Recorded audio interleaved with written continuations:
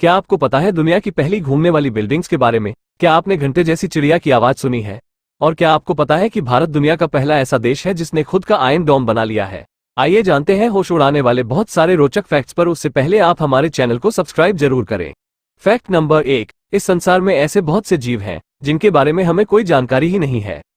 हम इन्हें अपने आसपास देखते नहीं हैं और हमें पता भी नहीं होता कि ऐसे भी जीव जंतु इस धरती पर रहते हैं।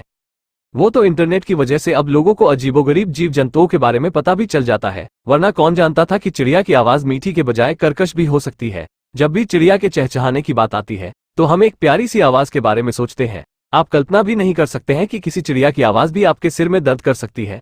अगर नहीं तो आपको आज एक ऐसी ही चिड़िया का तेज साउंड सुनाते हैं जो कानों को सुकून नहीं दर्द देती है। हम जिस चिड़िया की बात कर रहे हैं इसे व्हाइट बिलबर्ड कहा जाता है। ये अमेज़न में पाई जाती है और इसकी आवाज ही इसकी खासियत होती है। ये इतनी तेज बोलती है कि इसके आगे पेड़ काटने वाली आरी और बड़े से बड़ा हथौड़ा भी फेल है। चूंकि इसकी आवाज घंटे के बजने जैसी होती है, इसीलिए इसका नाम बिलबर्ड रखा गया है। वायरल हो रहे वीडियो में आप इसे खुद ही सुन सकते हैं।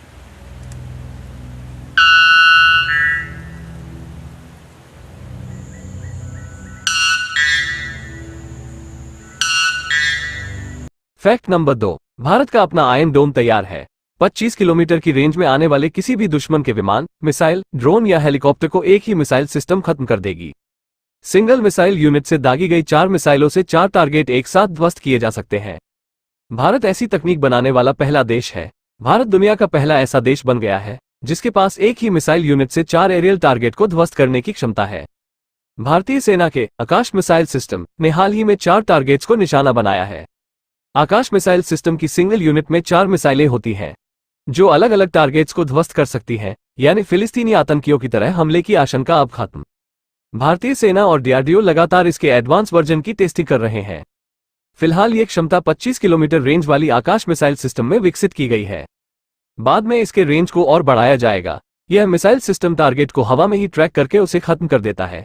इस मिसाइल में स्वदेशी एक्टिव आरएफ सीकर लगा है। आरएफ सीकर दुश्मन टारगेट को पहचानने की सटीकता को बढ़ाता है।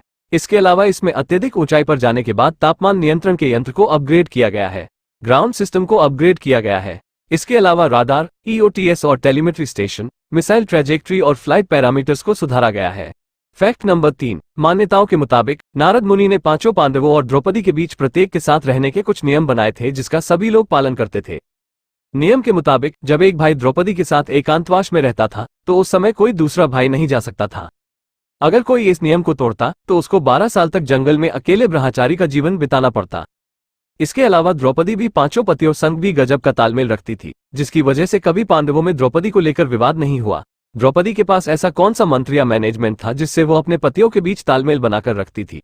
एक बार भगवान श्री कृष्ण की पत्नी सत्यभामा ने द्रौपदी से इस मैनेजमेंट का राज पूछ लिया।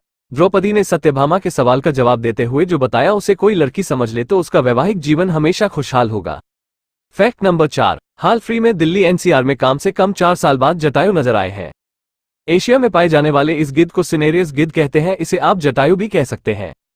दिल्ली में इस आखिरी बार 1969 में देखा गया था। लगभग 54 ईयर्स बाद यह नजारा फिर से देखने को मिला।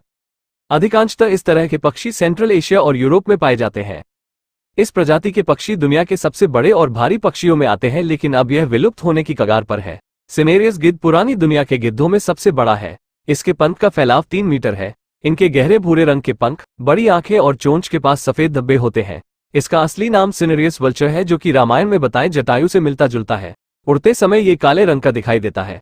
आसमान में उड़ रहा था तब दिल्ली के एक फोटोग्राफर ने इसकी तस्वीर ली। फैक्ट नंबर 5, मक्का में इस्लाम से पहले कौन सा धर्म था?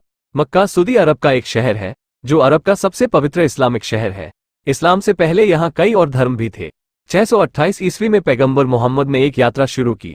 यात्रा में पैगंबर मोहम्मद के 1400 अनुयायी भी शामिल थे। यह इस्लाम की पहली तीर्थ यात्रा थी। इसके बाद ही यहाँ इस्लाम की स्थापना हुई। दुनिया भर से लोग यहाँ हज के लिए आते हैं।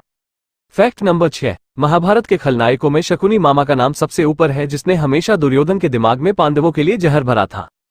शकुनी के अंदर जुआ खेलने, महिलाओं के तिरस्कार करने और शराब पीने जैसे कई व्यसन मौजूद थे। इतने सारे दुर्गुणों के बावजूद भी शकुनी को अंतिम में नरक के बजाय स्वर्ग में जगह मिली थी। जानिए क्यों हुआ ऐसा। महापापी शकुनी को 2 गुणों की वजह से स्वर्ग मिला था, जिसमें से एक है अपराध बोध और दूसरा भक्ति। महाभारत युद्ध के बाद शकुनी को अपराध बोध हुआ और वो निरंतर शिवजी की भक्ति में डूब गया। शिव ध्यान की वजह से ही उसके सारे दुर्गुण खत्म हो गए और पुराने पापों का प्रायश्चित भी हो गया। दक्षिण भारत के केरल राज्य में शकुनी का एक मंदिर भी है। कहा जाता है कि इसी मंदिर में उसने शिव जी का ध्यान किया था। शकुनी के दुर्गुणों की बात करते हुए भी माना जाता है कि उसने आजीवन अपने पिता के दिए वचन का पालन किया और बहन गांधारी का साथ नहीं छोड़ा। जिंदगी भर कई बुरे काम करने के बाद शकुनी ने जीवन के आखिरी वक्त में भक्ति का रास्ता पकड़ लिया था। फैक्ट नंबर 7, पृथ्वी कुछ देर घूमना बंद कर दे तो क्या होगा? ये तो सभी जानते हैं कि पृथ्वी सूरज के चारों ओर चक्कर लगाती है। यह एक चक्कर लगाने में पृथ्वी को 1 साल का समय लगता है। धरती हर वक्त रोटेशन और रिवॉल्यूशन के खेल में लगी हुई है। इसी वजह से वक्त हर समय बढ़ रहा है। सोचिए कि अगर धरती अचानक अपनी धुरी पर घूमना बंद कर दे तो क्या होगा? चलिए हम आपको बताते हैं कि विज्ञान इसके बारे में क्या कहता है। पृथ्वी अपने अक्ष पर लगभग 1000 माइल प्रति घंटा की रफ्तार से घूमती रहती है। इस स्पीड का एहसास हमें नहीं होता है क्योंकि हम भी इसके साथ ही घूमते रहते हैं। पृथ्वी अगर अचानक घूमना बंद कर दे तो पृथ्वी के अधिकांश हिस्सों में प्रलय आ जाएगा। इससे रुक जाने से पृथ्वी के आधे हिस्से को लगातार सूर्य की गर्मी का सामना करना पड़ेगा और आधा हिस्सा अंतरिक्ष की तरह ठंड का सामना करेगा।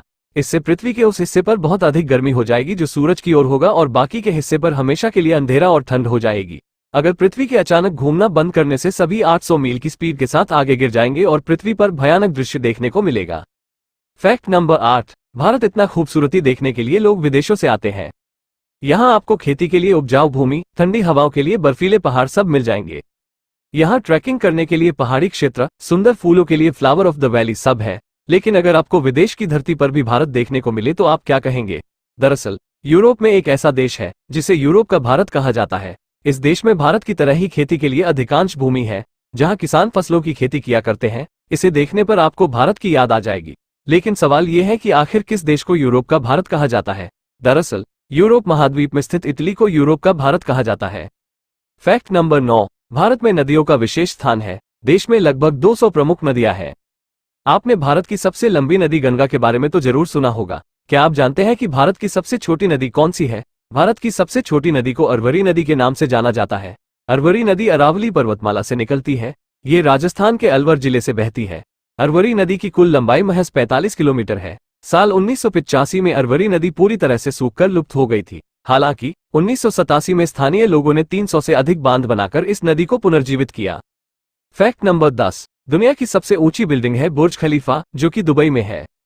दुबई का एक और खास बिल्डिंग बनाने का प्लान है। ये है डायनेमिक टावर, जो कि दुनिया की पहली मूव करने वाली बिल्डिंग होगी। इस बिल्डिंग में खास टेक्नोलॉजी का यूज किया जाएगा। डायनेमिक टावर दुबई में एक घूमने वाली गगनचुंबी इमारत होगी जो अपने इस्तेमाल के लिए बिजली भी खुद जनरेट करेगी। बिजली जनरेट करने के लिए बिल्डिंग में विंड टरबाइन और फोटोवोल्टिक सेल्स लगाए जाएंगे। इस टावर में यूज होने वाली यूनिक टेक्नोलॉजी से इसकी 80 मंजिलें अपने सेंट्रल एक्सिस के चारों ओर स्वतंत्र रूप से घूमेंगी। इसकी अलग अलग मंजिलें सेंट्रल एक्सिस के चारों ओर 360 डिग्री में घूमेंगी। डायनामिक टावर के सेंटर में एक सेंट्रल एक्सिस होगा और यहीं इसकी लिफ्ट भी लगेगी। अनुमान था इस बिल्डिंग को तैयार करने में करीब 10,000 करोड़ रुपए का खर्च आएगा। दुबई एक्सपीरियंस के अनुसार डायनामिक टावर को 2020 में खुलना था, मगर फिलहाल इस पर कोई ताज़ा अपडेट नहीं है। प्लीज सब्सक्राइब जरूर करें। धन्यवाद। जय श्री राम।